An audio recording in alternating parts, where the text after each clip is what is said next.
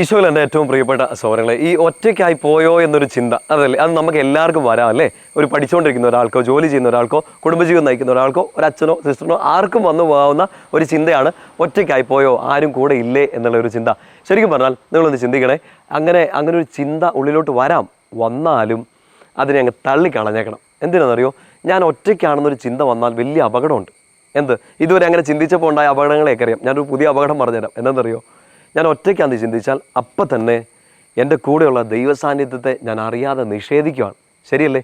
നമ്മുടെ വിശ്വാസ പ്രമാണങ്ങളിലും നമ്മുടെ വചനവായനയിലും ഒക്കെ നമ്മൾ ഏറ്റു പറഞ്ഞിട്ടുണ്ട്, നമ്മൾ വിശ്വസിക്കുന്നുണ്ട്, നമുക്ക് അറിയുകയും ചെയ്യാം. ഈശോ ഇവിടെയുണ്ട്, സർവ്വവ്യാപിയാണ്, എല്ലായിടത്തും ഉണ്ട്, എല്ലാം അവൻ കാണുന്നുണ്ട്, അറിയുന്നുണ്ട്, അവൻ ജീവിക്കുന്ന ദൈവമാണെന്നൊക്കെ നമുക്കറിയാം. ഈ ഈശോ ജീവിച്ചിരിക്കുന്നതാണ് എനിക്ക് ജീവിച്ചിരിക്കാനുള്ള പ്രചോദനമെന്നും നമുക്ക് എല്ലാവർക്കും അറിയാം. നമ്മൾ ഓരോരുത്തരും പിടിച്ചു നിൽക്കുന്ന ഒറ്റ കാരണം കൊണ്ടല്ലേ, ഈശോ ഉണ്ട്, ഈശോ ഇപ്പോഴും ഇതൊക്കെ കാണുന്നുണ്ട്, അവൻ ജീവനുള്ള ദൈവമാണ്, ഈശോ ജീവിച്ചിരിക്കുന്നു എന്നുള്ളതാണ് നമുക്കും ജീവിച്ചിരിക്കാനുള്ള വലിയൊരു പ്രചോദനം.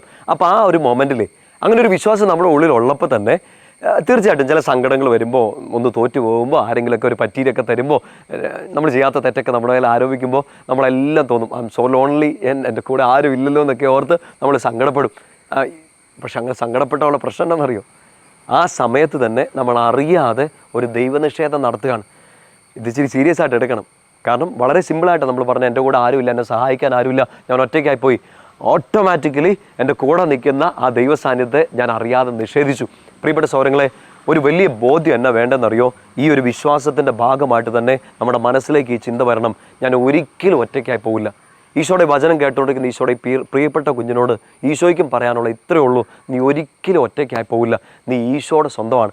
ഫിലിപ്പിയർക്കുള്ള ലേഖനമൊക്കെ വായിച്ചിട്ടുണ്ടല്ലോ, അതിൻ്റെ 3-ാമത്തെ അധ്യായം 12-13 വാക്യങ്ങളൊക്കെ ശ്രദ്ധിക്കുമ്പോൾ പൗലോസിനെ ഇങ്ങനെ പറയുന്നുണ്ട്, യേശു ക്രിസ്തു എന്നെ സ്വന്തമാക്കിയിരിക്കുന്നു.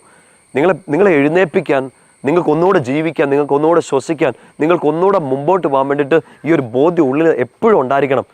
മാറ്റി നിർത്തിക്കും, പേരൻസ് മാറ്റി നിർത്തും, കൂട്ടുകാർ മാറ്റി നിർത്തും, നിങ്ങൾ വിശ്വസിച്ച് നിന്ന സകലരും ചിലപ്പോൾ മാറ്റി നിർത്തും. ഇൻ റിയാലിറ്റി ഈ ഒറ്റപ്പെട്ട് പോയി എന്ന് നിങ്ങളുടെ മനസ്സിലേക്ക് ഒരു ചിന്ത ആഴത്തിൽ കയറുന്നുണ്ടാവും. പക്ഷേ ആ ചിന്തയെ അപ്പം തന്നെ കട്ട് ഓഫ് ചെയ്തിട്ട് പറഞ്ഞേക്കണം, ഈ പൗലോസിലെ പറഞ്ഞ പോലെ പറഞ്ഞേക്കണം, യേശു ക്രിസ്തു എന്നെ സ്വന്തമാക്കിയിരിക്കുന്നു. മാറ്റി നിർത്തിയവരോട് പറഞ്ഞേക്കണം, കളിയാക്കിയവരോട് പറഞ്ഞേക്കണം, ഒറ്റപ്പെടുത്തി ഒറ്റുകൊടുത്തവരോട് പറഞ്ഞേക്കണം, നിങ്ങൾ മാറ്റിക്കോ, നിങ്ങൾ താഴ്ത്തിക്കെട്ടിക്കോ, നിങ്ങൾ ഒഴിവാക്കിക്കോ, നിങ്ങൾ എന്നെ ഒറ്റപ്പെടുത്താൻ ശ്രമിച്ചോ, ഞാൻ ഒരിക്കലും ഒറ്റയ്ക്കാവില്ല, കാരണം ഞാൻ യേശു ക്രിസ്തുവിൻ്റെ സ്വന്തമാണ്, ഈശോ എന്നെ സ്വന്തമാക്കിയിരിക്കുന്നു. പഴയ നിയമത്തിലെ സുന്ദരമായൊരു വാക്യമാണ് ഏശയ്യാ 44:5. അവിടെ ഇങ്ങനെ പറയുന്നത്, ഒരുവൻ്റെ കയ്യിൽ ഇങ്ങനെ മുദ്രണം ചെയ്തിരിക്കുന്നു, ടാറ്റു അടിച്ചിരിക്കുന്നു എന്ന് പറഞ്ഞത്. അതിൻ്റെ വലിയ സെൻസിൽ എടുക്കണ്ട കേട്ടോ, ടാറ്റു അടിക്കാനൊന്നും പോകണ്ട. ഇനി ഒരുവൻ തൻ്റെ കയ്യിൽ മുദ്രണം ചെയ്തിരിക്കുന്നു, എന്ത്? ഞാൻ കർത്താവിനുള്ളതാണ് എന്ന് വെച്ചാൽ അത് ടാറ്റു അടിച്ചതിനെ കുറിച്ചല്ല പറയുന്നത്, ഈശോയുടെ പേര്, ദൈവത്തിൻ്റെ പേര് രേഖപ്പെടുത്തി ആ ആള് ഇനി ഈശോയുടെ സ്വന്തമാണ്.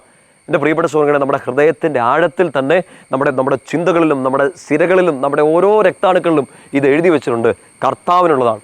എൻ്റെ ശിരസ് മുതൽ ഉള്ളങ്കാല് വരെ നിൻ്റെ ശരീരത്തിൻ്റെ ഓരോ അവയവങ്ങളും, നിൻ്റെ പഠിത്തം, നിൻ്റെ ജോലി, നിൻ്റെ ഭാവി ജീവിതം, നിൻ്റെ സ്വപ്നങ്ങൾ എല്ലാം ബിലോങ്സ് ടു ക്രൈസ്റ്റ്, ഈശോയുടെ സ്വന്തമാണ്. കാരണം നീ ഈശോയുടെ സ്വന്തമാണെങ്കിൽ നിൻ്റെ പഠനം, നിൻ്റെ സ്വപ്നം, നിൻ്റെ ശുശ്രൂഷ, നിൻ്റെ സങ്കടം, നിൻ്റെ രോഗം, നിൻ്റെ സ്വപ്നങ്ങൾ എല്ലാം ഈശോയുടെ സ്വന്തമാണ്. നീ ഈശോയുടെ സ്വന്തമാണ്, അതൊരിക്കലും മറക്കരുത്. ആ ഓർമ്മ മറന്നുപോയാൽ, ആ ഓർമ്മ വിട്ടുപോയാൽ നമുക്ക് ഈ ഒറ്റപ്പെടലിൻ്റെ മുള്ള് ഇങ്ങനെ കുത്തിക്കയറിക്കൊണ്ടിരിക്കും, നമ്മൾ വിഷമിക്കും, നമ്മൾ ഒട്ടിക്കറിയും, നമ്മൾ വലിയ ഇരുട്ടിലേക്ക്, നിരാശയിലേക്കൊക്കെ വീണുപോകും. ഒരു ലെവൽ കഴിഞ്ഞാൽ ചിലപ്പോൾ ഡിപ്രഷൻ്റെ വക്കിലേക്കൊക്കെ താണു പോകും. ആരും കൂടെ ഇല്ലെന്ന് തോന്നിപ്പോയാൽ ഈശോ ഉണ്ടോ? ഈശോ ഉണ്ട്, അതല്ലേ നമുക്ക് ജീവിക്കാനുള്ള പ്രചോദനം. ഈശോ ജീവിച്ചിരിക്കുന്നതും എൻ്റെ അടുത്തുണ്ടെന്നും ഉള്ള ഒരൊറ്റ ബോധമാണ് നമുക്ക് എഴുന്നേക്കാനും ജീവിച്ചിരിക്കാനും ഒന്നുകൂടെ ഫൈറ്റ് ചെയ്യാനുള്ള ഏറ്റവും വലിയ ഇൻസ്പിറേഷൻ. പൗലോസിന്റെ എഴുത്തുകളുടെയൊക്കെ ആദ്യ ഭാഗം ഒന്ന് ശ്രദ്ധിക്കണം, പ്രത്യേകിച്ച് 1-2 വചനഭാഗങ്ങൾ. ഒന്ന് റോമ 1:1, 1 കൊരിന്തോസ് 1:1, 2 കൊരിന്തോസ് 1:1. ഈ വചനങ്ങളിലൊക്കെ പൗലോസ്ലീഹ ഇങ്ങനെ പറഞ്ഞ് തന്നെ അഭിസംബോധന ചെയ്യുന്നത് ഇങ്ങനെയാണ്, യേശു ക്രിസ്തുവിൻ്റെ അപ്പസ്തോലൻ, യേശു ക്രിസ്തു തിരഞ്ഞെടുത്തവൻ, യേശു ക്രിസ്തുവിൻ്റെ സ്വന്തമായവൻ. അപ്പോൾ പൗലോസ്ലീഹയുടെ അഡ്രസ്സ് ഈശോയുടെ സ്വന്തം എന്നാളാണ്. ഇപ്പോൾ ഈ വചനം കേട്ടുകൊണ്ടിരിക്കുന്ന ആള്, ഈശോയുടെ പ്രിയപ്പെട്ട മകൾ ആരുടെ സ്വന്തമാണ്? അഡ്രസ്സ് ഇങ്ങനെയായിരിക്കണം, ഈശോയുടേത്, യേശുവിൻ്റെത്, യേശു ക്രിസ്തുവിൻ്റെതാണ് ഞാൻ. എൻ്റെ പഠിത്തവും എൻ്റെ ജോലിയും എല്ലാ കാര്യങ്ങളും ഈശോയുടേതാണ്. പൗലോസ് ഇങ്ങനെ സുന്ദരമായിട്ട് പറയുന്ന കുറച്ച് വചനങ്ങളൊന്നാണ് ഈ 2 കൊരിന്തോസ് 5:20. ഞങ്ങൾ ക്രിസ്തുവിൻ്റെ സ്ഥാനപതികളാണ്, ഈശോയുടെ സ്ഥാനത്ത് ഈശോയ്ക്ക് വേണ്ടി ശുശ്രൂഷ ചെയ്യുന്നവരാണ് ക്രിസ്തുവിൻ്റെ അപ്പസ്തോലന്മാർ, ക്രിസ്തുവിൻ്റെ സ്ഥാനപതികൾ. എന്ന് വെച്ചാൽ നമുക്കുള്ള ഏറ്റവും വലിയ ഐഡൻറ്റിറ്റി ഇതാണ്, ഈശോയുടെ സ്വന്തമാണ്, ഈശോയ്ക്ക് വേണ്ടി ജീവിക്കുന്നവരാണ്. നിന്നെക്കൊണ്ട് ഒരു ഉപകാരമില്ലെന്ന് പറയുന്ന ഒരു 10 പേര് ചുറ്റും കാണും അല്ലേ? നിന്നെക്കൊണ്ട് 10 പൈസയുടെ ഉപയോഗം ഉണ്ടോ എന്ന് ചോദിക്കുന്നവരുണ്ടാവും, 2-3 വാഴ വെച്ചാൽ മതിയായിരുന്നു എന്നൊക്കെ ചിന്തിക്കുന്നവരുണ്ടാവും, പറയുന്നവരുണ്ടാവും, ശപിക്കുന്നവരുണ്ടാവും. പക്ഷെ നമുക്ക് വാഴ വെക്കാനല്ല നേരം, നമ്മളെ ഒരു വലിയ ഫലം ചൂടുന്ന വൃക്ഷമാക്കി നട്ടു വളർത്തി അതിന് വളവും വെള്ളവും നൽകുന്ന ഈശോ എന്ന വലിയ ഇടയൻ്റെ, വലിയ കർഷകൻ്റെ പ്രിയപ്പെട്ട തോട്ടത്തിലാണ് നമ്മൾ.